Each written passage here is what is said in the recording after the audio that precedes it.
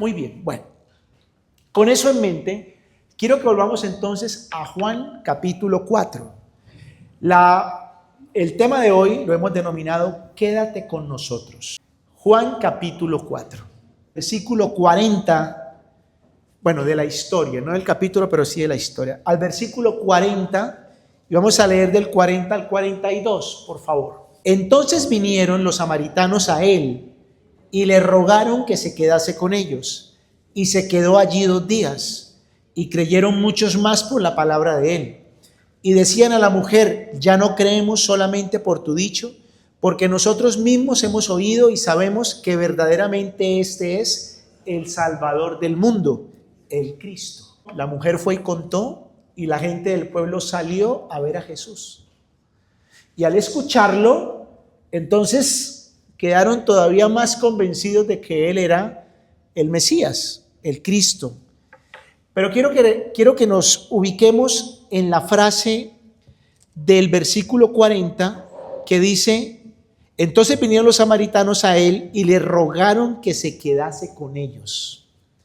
Estos hombres que tuvieron el encuentro con Jesús, digamos que en cuestión de tiempo, no pudo ser mucho tiempo. Seguramente un par de horas, tal vez, de pronto hasta menos. No fueron días, no fueron semanas, fueron horas. Pero estos hombres, dice, le rogaron a Jesús que se quedase con ellos. Y Jesús accedió y se quedó con ellos 2 días. ¿Ok? Pero ¿por qué es tan importante y por qué es tan relevante, mejor, que estos hombres le hayan rogado a Jesús que se quedase con ellos? Y aquí hay que entender quiénes eran los samaritanos. Y vamos por favor a devolvernos en el pasaje. Volvamos al capítulo 4 y vamos a ver el versículo 4. Y le era necesario pasar por Samaria. 5. Vino pues a una ciudad de Samaria llamada Sicar, junto a la heredad de Jacob, que Jacob dio a su hijo José. Jesús venía de camino, seguramente iba a Jerusalén, no lo sabemos. Pero era necesario en ese camino pasar por Samaria. ¿Qué era Samaria? ¿Qué pasaba con Samaria? ¿Y por qué es que la mujer luego le dice: es que judíos y samaritanos no se hablan? ¿Por qué? Y eso nos remonta al Antiguo Testamento, a la época de los reyes, cuando el pueblo de Israel se divide después del hijo de Salomón. Se parte el reino del norte y reino del sur. El reino del norte conformado por 10 tribus. Y la capital del reino del norte se llamaba Samaria. La capital del reino del sur era Jerusalén.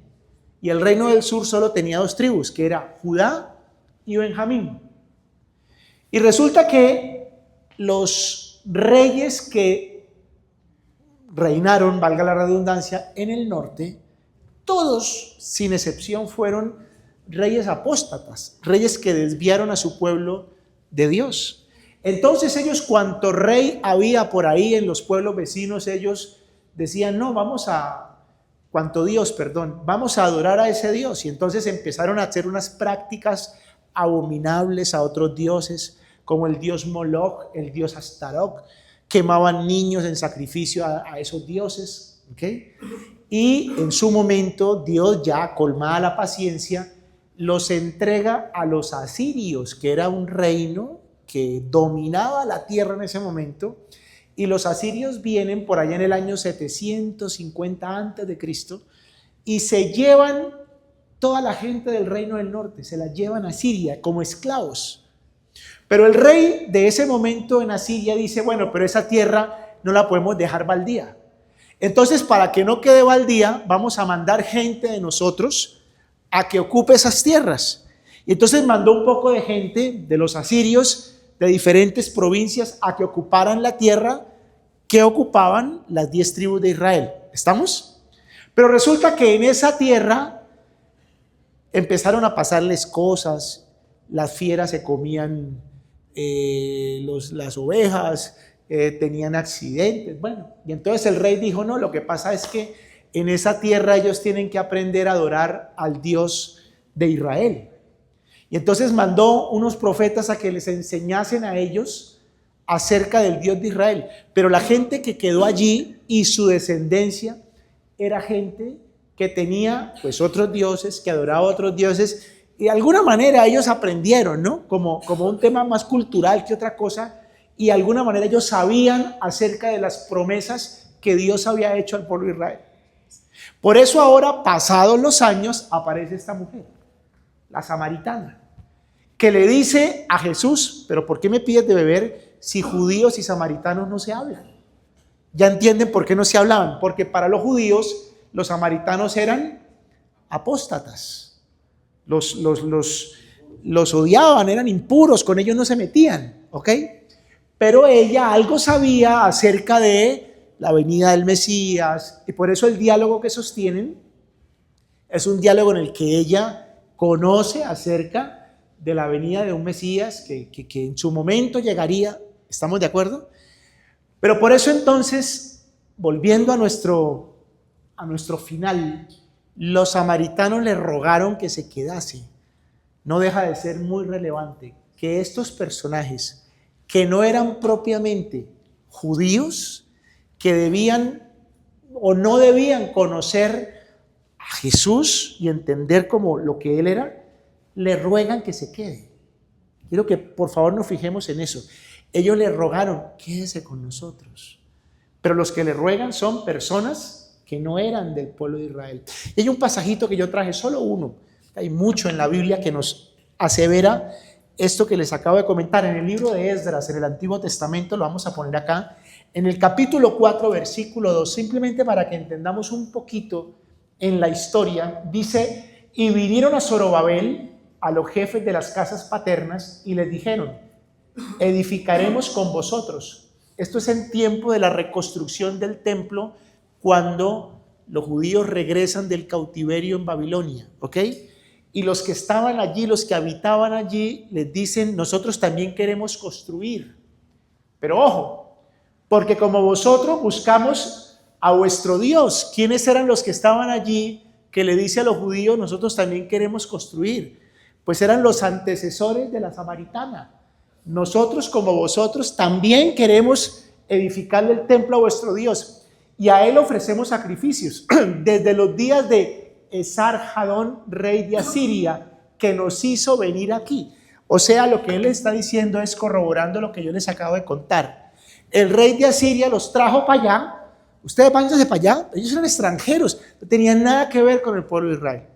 Bueno, todo este argumento histórico para que entiendan la relevancia de que los samaritanos le dijeran a Jesús, rogándole: quédate con nosotros. ¿Ok? Bueno, vamos a continuar entonces nuevamente en Juan, en el capítulo 4. Por favor, volvamos al versículo, vamos a ver el 28. Juan 4, 28 al 30. Dice así: entonces la mujer dejó su cántaro y fue a la ciudad y dijo a los hombres: venid, ved a un hombre que me ha dicho todo cuanto he hecho. ¿No será este el Cristo? ¿Qué fue lo que hizo la mujer cuando entendió que con el que estaba hablando era el Mesías? Se fue a la ciudad y particularmente dice: y fue y habló a los hombres. A ver, pero es que la mujer era una prostituta. La mujer era una mujer mal vista. Era una mujer que seguramente salía sola a recoger agua al mediodía, porque las mujeres que salían a recoger agua lo hacían a la madrugada antes que saliera el sol, porque era fatigante recoger el agua al mediodía. Pero a ella le tocaba al mediodía, ¿por qué? Para no encontrarse con nadie, para que nadie la molestara, para que no le hicieran bullying, para que no le dijeran: vea, la prostituta, esa me quitó el marido, esa no sé qué. Pero fue tanto el impacto en la vida de esta mujer que ella se va, y yo me la imagino puerta por puerta, tocando la puerta, y cuando salían: ¿quién es? La prostituta. ¿Y usted a qué viene? Es que me encontré con un señor. ¿Usted cómo no se va a encontrar con un señor? A toda hora se encuentra con señores. No, pero este es diferente. Me ha dicho todo lo que soy. Y empezó a hablar ella con argumentos para convencerlos de que salieran. Y ellos salieron. O sea, esto no es Esto no es algo tan sencillo como lo que leemos. Si lo llevamos a la práctica, estamos hablando de que ella hizo algo que definitivamente era tan fuerte lo que sentía, que la llevó con tal convicción a hablarle a la gente, que la gente le creyó y salió. Salieron a ver a Jesús, salieron a escuchar a Jesús. No es algo sencillo, es muy relevante lo que pasó. Y dice la Biblia que ellos salieron, escucharon y creyeron. Ojo con eso. Y repito, en el versículo 40, entonces vinieron los samaritanos a él y le rogaron que se quedase con ellos. Y le rogaron que se quedase con ellos. ¿Qué fue lo que ellos entendieron? ¿Por qué era importante? ¿Por qué era tan importante que Jesús se quedara al punto que le rogaron que se quedase con ellos? Porque si Jesús se quedaba, algo bueno iba a pasar. ¿Y qué es lo que pasa cuando Jesús se queda? ¿Qué es lo que pasa cuando Jesús está en el bote? ¿Qué es lo que pasa cuando Jesús se queda en una casa? ¿Qué es lo que pasa cuando usted le dice a Jesús, no sigas tu camino, quédate en mi corazón, quédate conmigo? Es mucho más que simplemente un tema religioso. Es mucho más que simplemente un tema cultural. Señor, no te vayas, quédate. A Jesús muchos le dijeron, vete. Muchos le cerraron la puerta. Muchos de sus propios compatriotas, los judíos. Pero aquí habían unos samaritanos extranjeros, apóstatas, que le dijeron, quédate. Y se lo dijeron rogándole, quédate con nosotros. ¿Qué pasa cuando Jesús se queda? Vamos a ver rápidamente. En el versículo 41 dice, y creyeron muchos más por la palabra de él. ¿Qué es lo primero que pasa cuando Jesús se queda en una casa? Muchos creen. Si Jesús está en su casa, hay más probabilidades de que sus hijos crean que si Jesús no está en su casa. Si Jesús está en su casa, hay más probabilidades de que su mamá crea que si Jesús no está en su casa. Yo les he contado, yo conocí al Señor a los 20 años. Hace 39 años conocí al Señor. En este septiembre cumplo 39 años de haber conocido al Señor. Yo estudiaba en la universidad. Mi mamá era maestra de un colegio de monjas en Bucaramanga. Y ella era coordinadora de disciplina.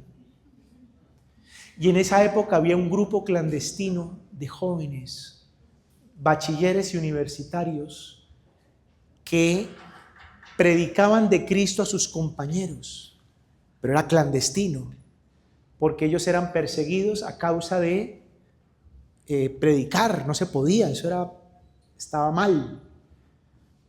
Y mi mamá era la encargada de perseguir ese grupo clandestino en el colegio donde ella trabajaba. Y resulta que yo conocí al Señor y para mí fue tan impactante la noche que lo conocí, 19 de septiembre de 1986. Yo al otro día, mi papá me llevaba con mi mamá a la universidad, porque mi universidad quedaba camino del colegio de mi mamá, entonces yo me iba con ellos temprano y me dejaban a mí y seguía a mi papá a dejar a mi mamá. Y en el trayecto nosotros teníamos un Cinca vano, y en el trayecto de la casa a la universidad yo empecé a contarles, mamá, papá, anoche estuve en una reunión espectacular. Un tipo empezó a hablar y ese tipo empezó a hablar mi vida, porque lo que ese tipo hablaba era mi vida.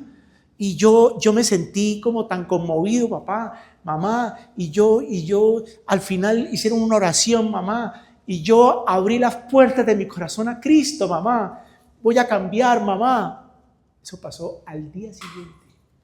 Mi mamá iba adelante, yo iba atrás, yo estaba emocionado. Y de repente mi mamá se voltea y me dice, ¿usted en qué se metió? Mamá, yo no sé, lo único que sé es que eso fue muy bonito, mamá. Y me dice Juan Carlos, no me haga esto. Y se cogió la cabeza, no me haga esto, usted no. Claro, mi mamá era la que perseguía. Y esas niñas eran del mismo grupo, coincidencialmente, a donde yo fui. Yo conocí a Cristo, me hice cristiano, empecé a estudiar. Mi papá y mi mamá se dieron cuenta que esto iba en serio. A mi papá le gustó, pero usted sabe que en la casa, ¿quién manda? No, eso, mi papá, no mortifica a su mamá, por allá no vuelva, eso es de locos, allá lo van a robar, allá quién sabe en qué lo van a meter, usted se va a meter a una secta, luego lo vamos a ver con un tambor por allá en un parque, cuidado, eso me decía de todo. Y un día, yo me gradué como odontólogo, en fin, empecé a trabajar, y un día les dije lo que ellos tanto temían: voy a dejar mi carrera y me voy a ir a la misión. No, eso fue terrible. Fue el acabose. Nosotros le pagamos la carrera de odontología. ¿Sabe lo que nos costó? Para que usted la deje tirada. Y mis hermanos, sí. Y a nosotros nos tocó una carrera toda chichipata, porque a usted le pagaron eso. Y a nosotros, y ahora usted va a dejar eso tirado. Yo me voy. Y me fui. Y mi primera asignación fuera de Bucaramanga fue Cali. Yo llegué a Cali en el año 1999, días antes del terremoto de Armenia. Ya me tocó 11 días en Armenia porque llegué y arrancó ese terremoto. Eso fue en los primeros días de febrero, algo así, enero, algo así, finales de enero. Y justo al año de estar en Cali, recibo una llamada de mi mamá. Y mi mamá me decía: mi hijo, necesito que me ayude. Pasó algo terrible. Mamá, ¿a mí me estás pidiendo que te ayude? Sí, mi hijo, usted es el único que me puede ayudar. Palabras más, palabras menos, a mi mamá le llegó el punto de quiebre en la vida que a todos nos llega. A todos nos llega. Y ese día ella me buscó a mí y me dijo: ayúdeme. Y por teléfono le dije: mamita, lo primero que vamos a hacer es recibir a Cristo en el corazón. A partir de ese día mi mamá se volvió discípula, cristiana, estudiaba, y hoy es mi defensora más leal, la persona que tengo más al lado mío. Ella no se pierde una movida, un catre, está que se viene, y ahora que va a ser bisabuela, peor. Entonces, no, ya. ¿Por qué les cuento esta historia tan larga? Porque hay más probabilidades de que su mamá se convierta si Jesús se queda en su casa. Así cueste. Así sea difícil, así nos tome tiempo, pero cuando Jesús se queda, muchos creyeron y muchos van a creer. A mí me mueve venir a predicarles a ustedes porque los testimonios de las familias cuya vida cambia, se transforma cuando ustedes empiezan a venir, empiezan a asistir, son muchísimos. Y le rogaron que se quedase, y lo primero que pasó es que muchos creyeron en él. Y si miramos por favor otra historia que es muy conocida, escrita en Lucas en el capítulo 19, por favor vamos rápidamente, Lucas 19, la historia de Zaqueo, jefe de los publicanos y rico, un hombre que lo tenía todo pero le faltaba lo más importante para ser feliz. Y dice la Biblia que él vivía en una ciudad llamada Jericó. Jesús pasó por Jericó, la gente salía a ver quién era Jesús, ya se ha vuelto muy famoso. Y este hombre, jefe de publicanos y rico, bajito de estatura, se trepa a un árbol sicómoro, para ver a Jesús cuando pasara. Y por supuesto no pasó inadvertido. Jesús pasó y vio a semejante personaje allá, con frac, con toda la cosa. ¿Y usted qué hace por ahí? Trepado, Zaqueo, baje de allá. Y el diálogo que hay es el siguiente. Lucas 19, versículos 5 al 8. Cuando Jesús llegó a aquel lugar, mirando hacia arriba le vio y le dijo: Zaqueo, date prisa, desciende porque hoy es necesario que pose yo en tu casa. Entonces él descendió a prisa y le recibió gozoso.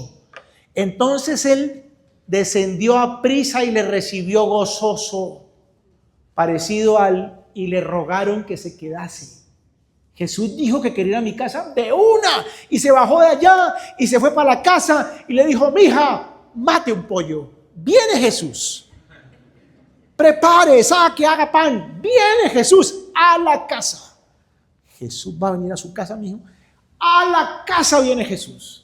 Y me imagino que a los pelados los hizo peinar, todos aquí, ay de que se porten mal, ay de que se pongan a ver el celular y me hagan quedar mal. Se portan bien, ustedes saludan. Y Jesús llegó y comió con él y habló con él. Y me imagino que habló con la mujer y la mujer algo le tuvo que haber dicho, sí, Zaqueo, ahí usted lo ve. Sí, pues él da todo, pero no, él es mal geniado, él, una persona como cualquiera, llena de plata, pero le faltaba mucho. Y la gente afuera empezaron a murmurar, ¿no? Mira lo que dice la Biblia, versículo 7. Al ver esto, todos murmuraban diciendo que había entrado a posar con un hombre pecador. Entonces Zaqueo, puesto en pie, dijo al Señor: he aquí, Señor, la mitad de mis bienes doy a los pobres, y si en algo he defraudado a alguno, se lo devuelvo cuadruplicado. El tipo era cobrador de impuestos, jefe. El tipo había robado a más de uno. Pero producto de ese encuentro, de que Jesús estuvo en su casa, de repente se levanta y dice: ¿sabe qué?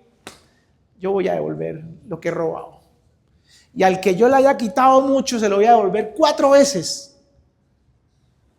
A mí si no me lo dicen aquí, yo no lo creo. O sea, ¿de dónde salió semejante cambio? Lo cierto es que cuando Jesús se queda, cuando Jesús es invitado a la casa, cambia la vida. Cambia la vida. Mi vida cambió. Hace una reunión les conté lo depresible que era yo sin Cristo. Y a partir de que Cristo vino a mi vida, me volví entusiasta, me volví soñador, me volví esperanzador, me volví echado para adelante. Mi vida cambió. Como cambió la vida de mi mamá, como cambió la vida de mis hermanos, como ha cambiado la vida de tanta gente cuando Cristo viene a la casa. Cuando lo invitamos a que se quede, cuando lo recibimos gozoso, cuando lo recibimos con alegría, la vida cambia. La vida cambia.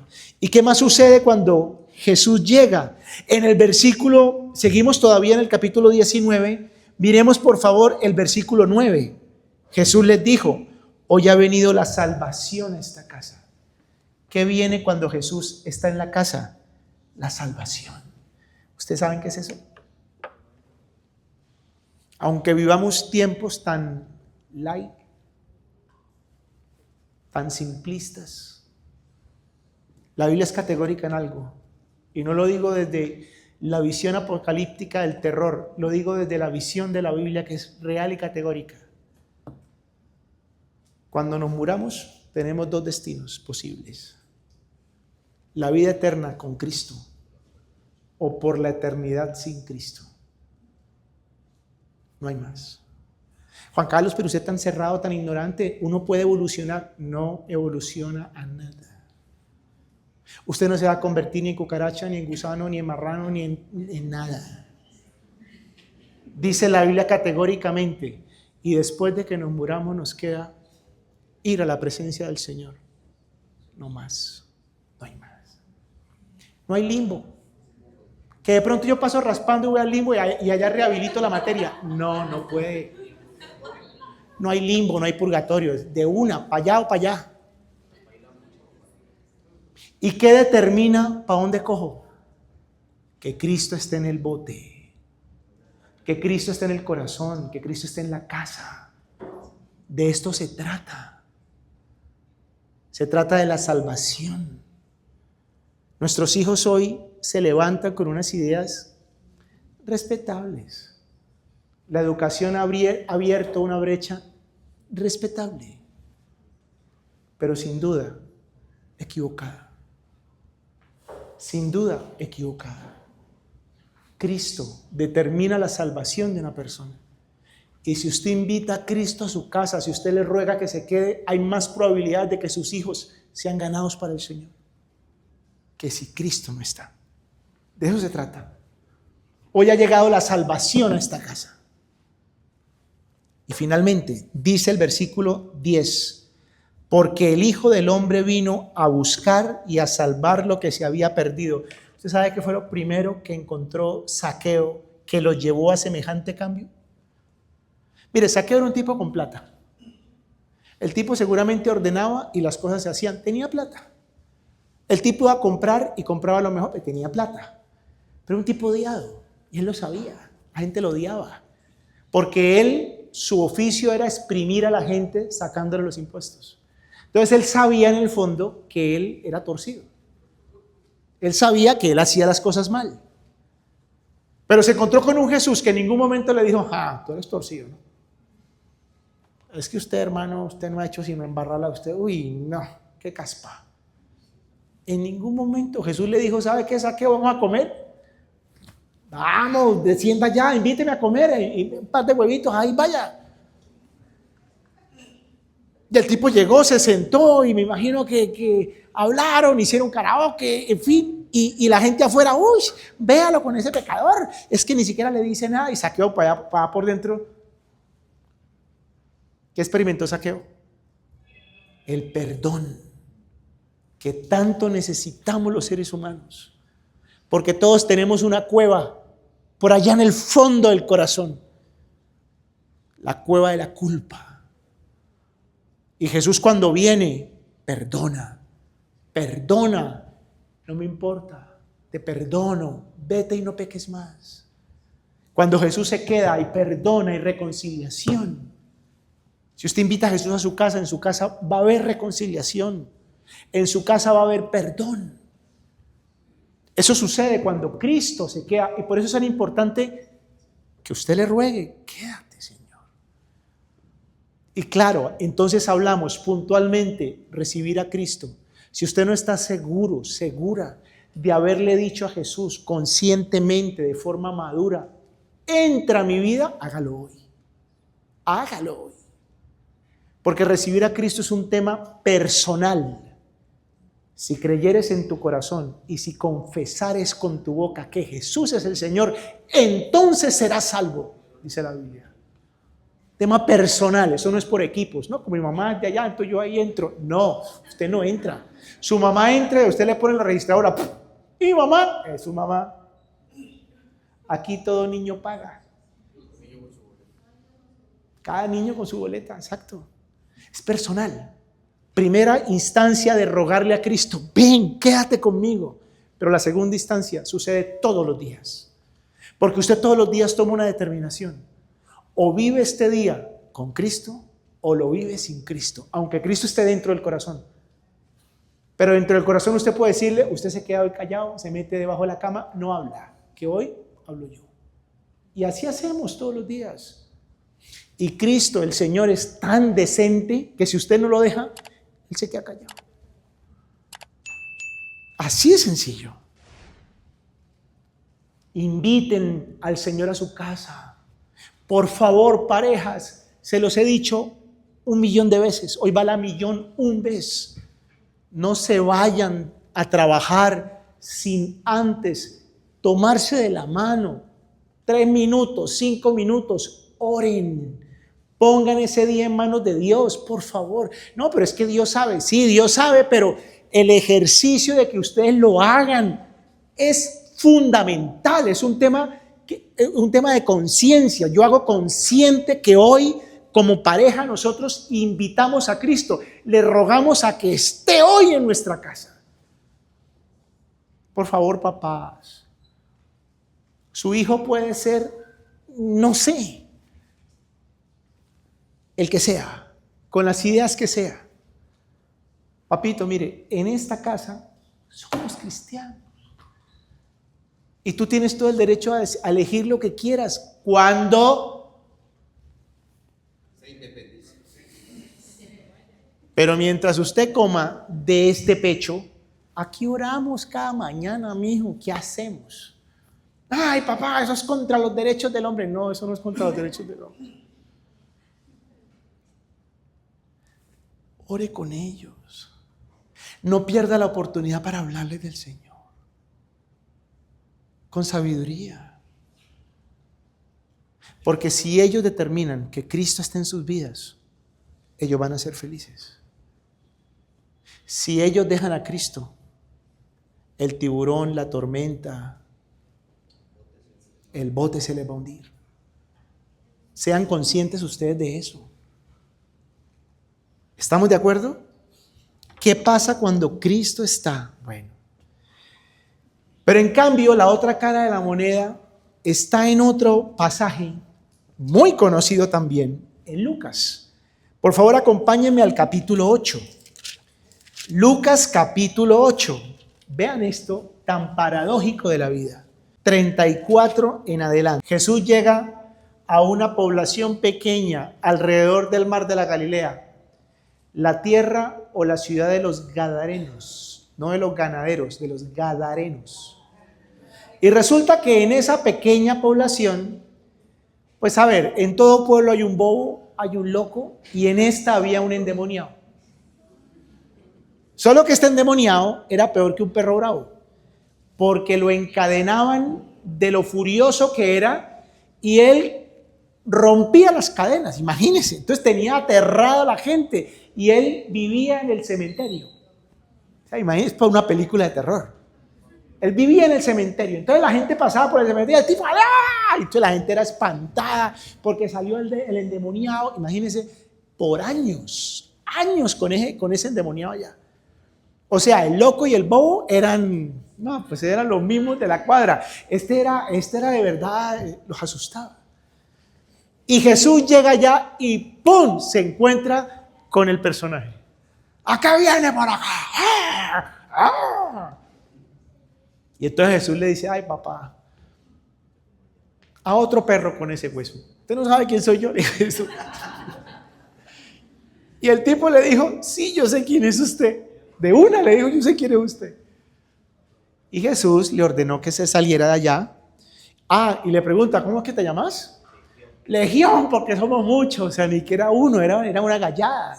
Somos muchos, listo. Me favor y abandone ese muchacho, que el muchacho no tiene la culpa y me va, ya. ¿Qué hubo? Que no lo vi, apúrele, levante la vaina. Entonces los demonios le dicen, no, pero vea, ahí sí se puso suave, ¿no? No, mira, no me eches así, que yo llevo aquí un poco de tiempo. ¿Sabe qué? Déjenos ir a ese hato de cerdos, porque tenía ya, me imagino que eran unos muchachos que cuidaban un hato de cerdos. Entonces Jesús dijo, listo, vayan para allá.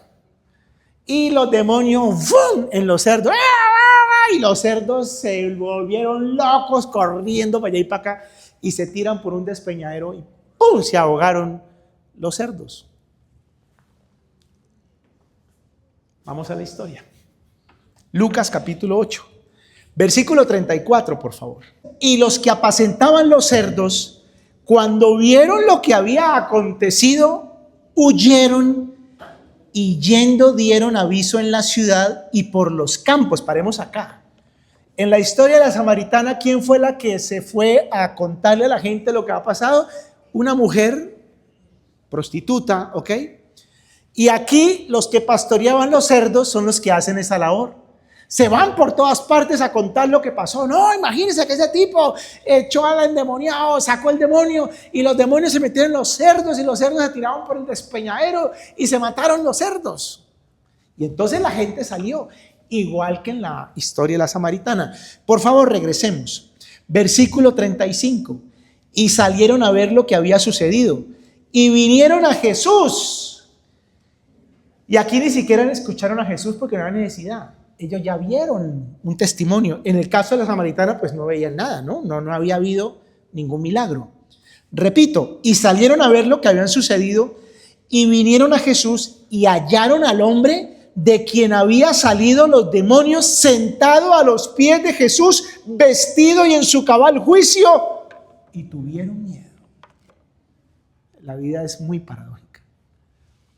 Vieron el testimonio, es que el tipo lo conocían. El tipo era el endemoniado. Todos le tenían miedo al endemoniado.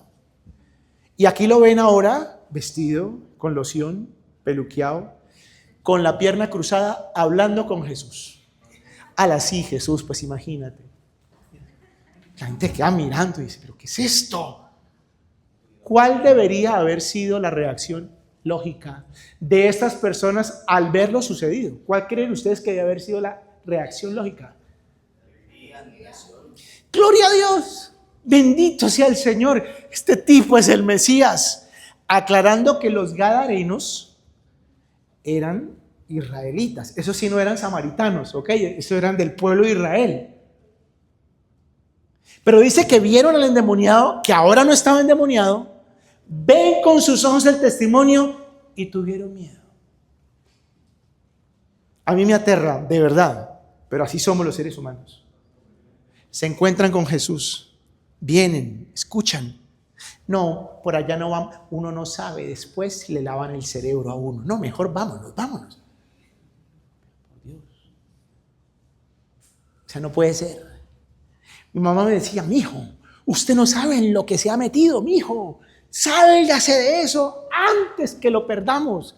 Pero mamá, es que yo era un calabazo, mamá, usted públicamente lo ha dicho. Yo era grosero, era tarbán. Ahora, mamá, vengo y un día fui, ¿no? Porque mi vida empezó a cambiar y yo de verdad era malo. Con mi mamá era grosero, con mis hermanos era malo. Y entonces me fui una noche, mi mamá estaba tejiendo. Mi mamá teje desde que yo me acuerdo, hasta el sol de hoy. No, ahora dijo que canceló todos sus tejidos y se dedica solo al nieto. Doctor Alejo, voy a ser abuelo. Anoche te lo quería contar, pero bueno.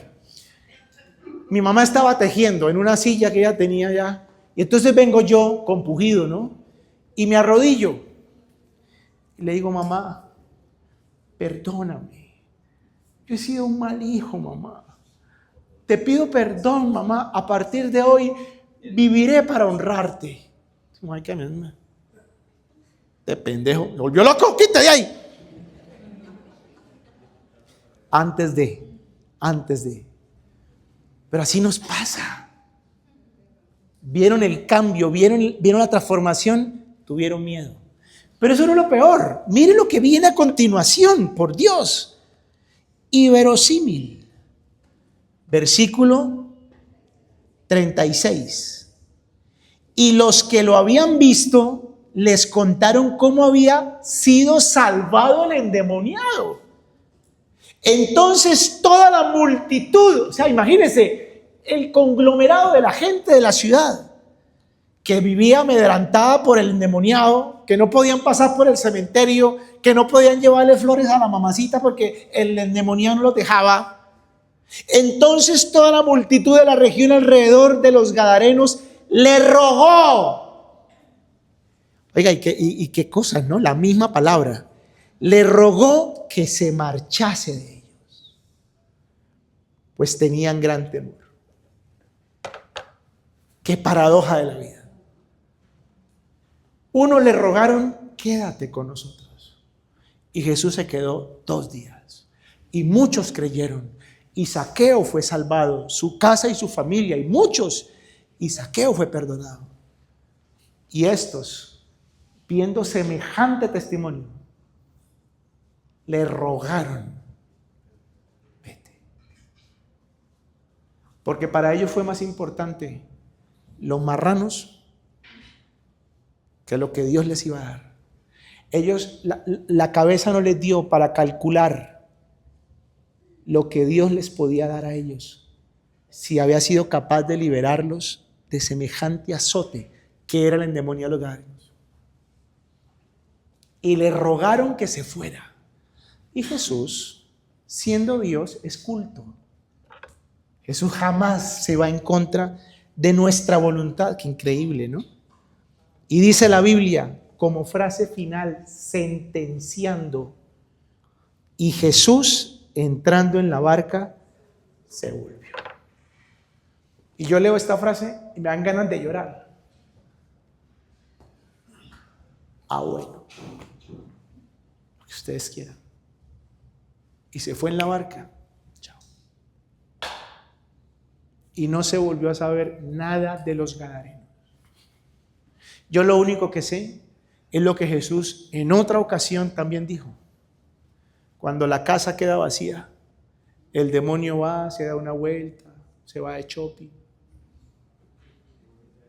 Y luego vuelve y dice, uy, la casa está vacía. Y trae más. Es lo que dice la Biblia. ¿Qué pasa cuando Jesús se va? ¿Qué pasa cuando Jesús no está? Nos perdemos el milagro. Dios quiere que nosotros vivamos una vida de milagros. Y yo les digo a todos ustedes, mis discípulos lo saben, mi lenguaje con ellos es, Dios va a hacer un milagro. Y yo sé que muchas veces ese proceso es largo, es difícil. Eso no sucede tan fácil todos los días. Pero tranquilo, Dios hace los milagros. En su tiempo Dios va a hacer el milagro. Eso que usted tanto pide, eso que tanto espera, Dios lo va a hacer. Si Cristo está en la casa. Si Cristo no está en la casa, nos perdemos los milagros. Jesús nació en Belén. ¿Dónde se crió? Porque el papá y la mamá, aunque eran de Belén, no vivían en Belén. ¿Dónde vivían ellos? ¿Cuál es la ciudad donde ellos vivían? Nazaret. ¿Y qué oficio tenía José en Nazaret? Era carpintero. Y Jesús se crió en Nazaret. ¿Correcto?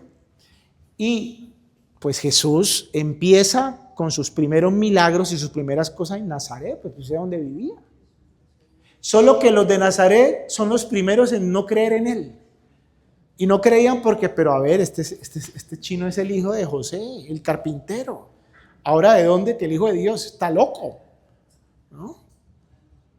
Pero si este man es el hijo de María, ahora no, que el hijo de Dios está chiflado, ¿qué?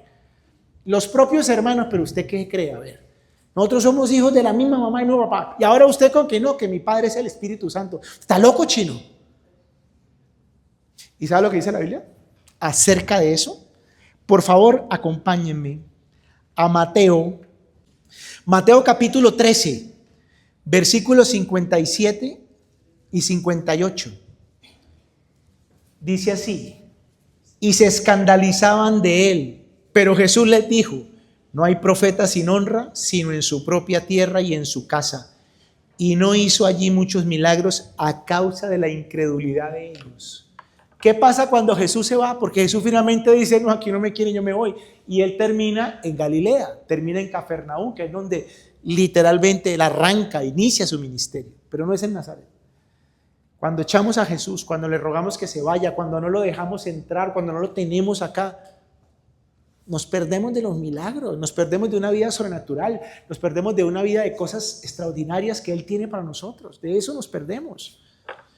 ¿Qué pasa cuando Él se va? Por favor, Mateo 7, versículo 26. Y descendió la lluvia, y vinieron ríos, y soplaron vientos, y dieron con ímpetu contra aquella casa, y cayó, y fue grande su ruina. ¿Qué pasa cuando Jesús no está en la casa? Hermano, nosotros nos enfrentamos al río con ímpetu todos los días, al viento impetuoso todos los días. Cuando Jesús no está, el viento, el río nos desbaratan y es grande la ruina. Eso es lo que pasa cuando Jesús no está. Y por eso mi llamado en esta tarde, en esta noche ya, mañana, para las personas que me están viendo por YouTube, sean conscientes de que Cristo debe estar en la casa. Mañana domingo, los que están acá, levántense, van a disfrutar el domingo, pero antes de empezar el día, hagan una oración. Hagan oración con su esposa, con su esposo, con sus hijos. Vamos a darle gracias a Dios por la semana que se está terminando. Y vamos a descansar, vamos a hacerlo en paz. Y el lunes, cuando empiece la semana, vuelvan a invitarlo. Jesús, tú vas a ir con nosotros en esta embarcación que es esta semana, la segunda semana de junio, para que por allá el martes o jueves, cuando venga el río con ímpetu, no nos desbarate y podamos seguir adelante viendo milagros, viendo lo sobrenatural. Y terminamos con los primeros versículos de esta parábola, porque nuestra casa se hace invencible cuando Cristo está allí. Por favor, versículo 24 y 25, estamos en Mateo 7. Cualquiera pues que me oye estas palabras y las hace, le compararé a un hombre prudente que edificó su casa sobre la roca. Descendió lluvia y vinieron ríos y soplaron vientos y golpearon contra aquella casa y no cayó. ¿Por qué? Porque estaba fundada sobre la roca. Esto es lo que el Señor quiere. Ruéguele: Señor, quédese en mi casa, no me vaya. Quédate esta noche, Señor. Y en la mañana ruéguele: Señor, hoy quédate conmigo. Hoy quédate conmigo en mi embarcación, Señor. En el bote que tú estés, Señor. Voy a invitarles a que oremos. Nos vamos a poner de pie, por favor. Jesús, hoy me acerco a ti, Señor. Hoy vengo a ti, porque no por casualidad pasaste por mi casa hoy, Señor, para hablarme estas palabras, para decirme estas cosas.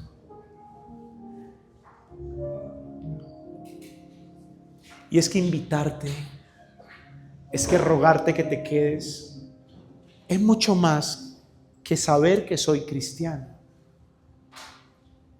Saber que tengo un sentido como cristiano. Es mucho más que eso. Es conscientemente tenerlo en primer lugar. Es disciplinadamente apartar un espacio para Él. Es en un acto de fe, porque se necesita fe para estar a su lado de manera exclusiva en ciertos momentos de la vida, del día, de la semana.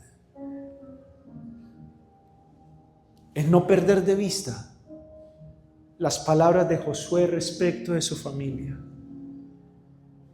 Ustedes sirvan a quien quieran, pero yo y mi casa serviremos a Jehová. Y seguramente me dirás, Juan Carlos, no es fácil. No, para mí tampoco fue fácil. Pero Dios me demanda hablarle a mis hijos, siempre estarles diciendo, no olvides a Dios. Tu vida tendrá un punto de quiebre.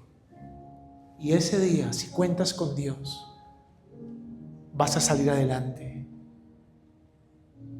Si Dios no está, si Jesús no está, vas a naufragar.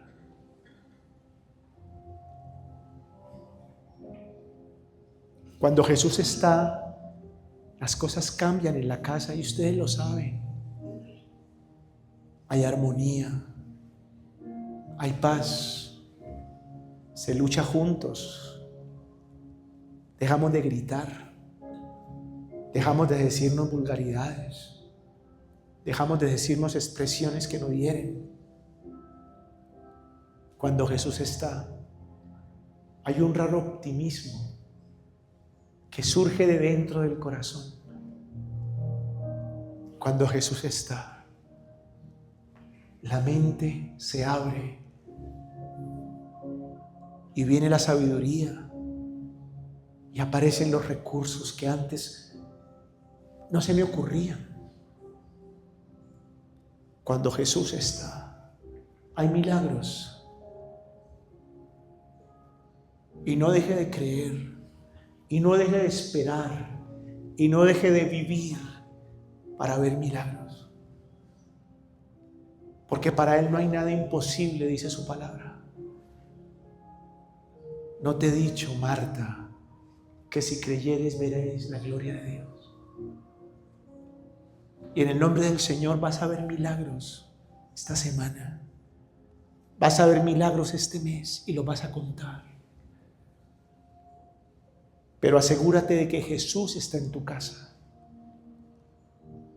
Y si allí donde estás no eres consciente de haber invitado a Jesús a tu corazón, de haberle dicho con tus palabras, pero con el deseo y la intención auténtica del corazón, ven a mi vida, Jesús. Te ruego que no te vayas. Te ruego que no sigas tu camino y sigas de largo. Quiero que te quedes. Si no lo has hecho, hazlo hoy. Hoy, este día bendito como lo fue para mí, esa noche del mes de septiembre del año 86. Dile, Jesús, te necesito. Te abro la puerta de mi corazón. Te invito a que vengas a morar a mi vida. Haz de mí la persona que tú quieres que yo sea. No quiero que sigas de largo. Quiero que te quedes en esta que es tu casa, mi vida, mi corazón. Quiero que me transformes. Necesito experimentar tu perdón, Señor. Porque hay una culpa que llevo dentro por algo que pasó, por algo que hice, por algo que no he podido superar, por algo que está enraizado en las entrepiernas de mi alma. Por favor, mírame y permíteme entender que me amas, que me perdonas, que me das una nueva oportunidad. Dale alegría a mi vida, Señor, porque el único que realmente alegra mi corazón eres tú. Cambia el ambiente de la casa, Señor. Que levantarnos mañana sea bonito en la casa. Que sentarnos a la mesa a desayunar sea bonito, sea agradable, porque hay algo raro que tú traes con tu presencia. Eso que sintió Zaqueo, eso que sintió su esposa, sus hijos, eso que lo llevó a cambiar. Zaqueo no cambió porque Jesús le dijo. Jesús ni siquiera una palabra le habló a Zaqueo de cambiar. Zaqueo cambió porque el amor de Jesús lo conmovió. Dile: Jesús, yo sé que muchas veces rogué que te fueras. Y yo sé que muchas veces te cerré la puerta. Y sé que aún siendo cristiano muchas veces he preferido dejarte afuera porque ahora necesito resolver esto. Y aquí tengo que hacerlo yo. Tú no, Jesús. Mañana nos veremos. Vuelve mañana, Jesús. Mañana voy a visitarte. Dile: perdóname. Tú tienes que estar sentado siempre. Tú tienes que estar conmigo siempre. En la conversación más íntima y más delicada que yo pueda tener, en el negocio más importante que yo pueda hacer, tú tienes que estar allí, Señor. Tu presencia no puede faltar, Jesús.